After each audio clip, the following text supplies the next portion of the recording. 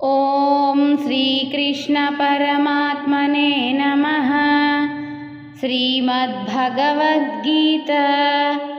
అతః ద్వితీయోధ్యాయః సాంఖ్యయోగః. 20వ శ్లోకం. న జాయతే మ్రియతే వా కదాచిత్ నాయం భూత్వా భవితా వా న భూయః అజో నిత్యః శాశ్వతోయం పురాణో న హన్యతే హన్యమానే శరీరే. నిఘంటు.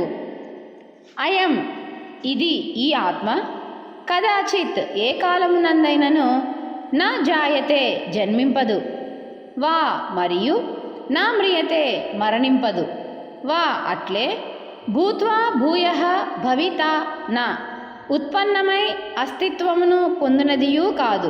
ఏలననా అయం ఇది ఈ ఆత్మ అజః జన్మలేనిది, నిత్యః నిత్యమైనది, శాశ్వతః శాశ్వతమైనది, పురాణః సనాతనమైనది, శరీరే శరీరము హన్యమానే చంపబడుచున్నను, నా హన్యతే ఇది అంటే ఆత్మ చంపబడదు.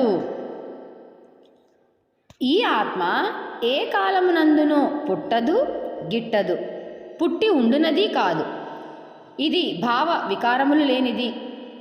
ఉత్పత్తి, అస్తిత్వము, వృద్ధి, విపరిణామము, అపక్షయము, వినాశము అను 6ను భావ వికారములు.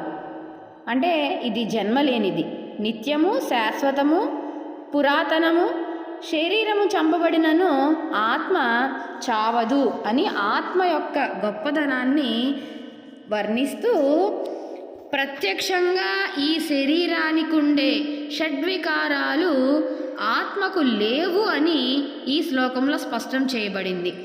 ఈ ఆత్మకు జననం మరియు మరణం అనునవి లేవని, ఎప్పుడైతే ఆద్యాంతాలు లేవని చెప్పారో ఆద్యాంతాలకు నడుమ నుండే వికారాలు అనగా అస్తిత్వము, వృద్ధి, విపరిణామము మరియు క్షయము కూడా లేవనియే చెప్పినట్లయినది. ఈ పై వికారములు లేవని ధ్రువపరిచేందుకే కదాచిత్ అనే మాటను ఉపయోగించారట.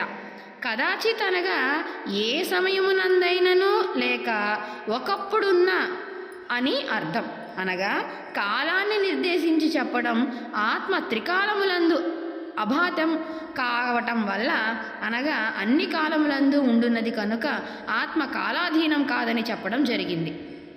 ఏ కాలమునందైనా ఈ ఆత్మ జన్మించినది కాదు కనుక మరణం అనే వికారం కూడా లేనిది. కొంతకాలం ఉండి మరలా లేనటువంటిది కాదు, అలాగని కొంతకాలం ఉండక అనంతరం ఉన్నటువంటిది కాదు. అనగా ఆత్మ అనాది అని అర్థం. కాలాధీనమైనది కాదు, ఆత్మకే కాలం అధీనమై ఉన్నదన్నమాట. ప్రాపంచిక వస్తువులకు, పదార్థాలకు ఈ విధమైన పుట్టుక ఉండుట, వృద్ధి, క్షయాలు, మరణము మొదలగు వికారాలు కలుగుతాయి, కానీ ఆత్మకు కలుగనేరవు. ఆత్మ భౌతిక పదార్థము కాదు. మొదటి వాక్యంలో చెప్పిన భావాన్నే నిగ్గు తేల్చి తర్వాత 3 పదాలలో ముక్తసరిగా చెప్పడం జరిగింది. అజోహ అంటే పుట్టుక లేనివాడు, ఏ కాలమునందైనను పుట్టనివాడు అనగా అనాది. అలాంటిదే ఈ ఆత్మ అని ఆత్మ యొక్క విశిష్టతను మన శ్రీకృష్ణ పరమాత్ముల వారు ఈ విధంగా ఈ శ్లోకంలో తెలియపరచడం జరిగింది. జై శ్రీకృష్ణ పరమాత్మునికి జై. కృష్ణార్పణం.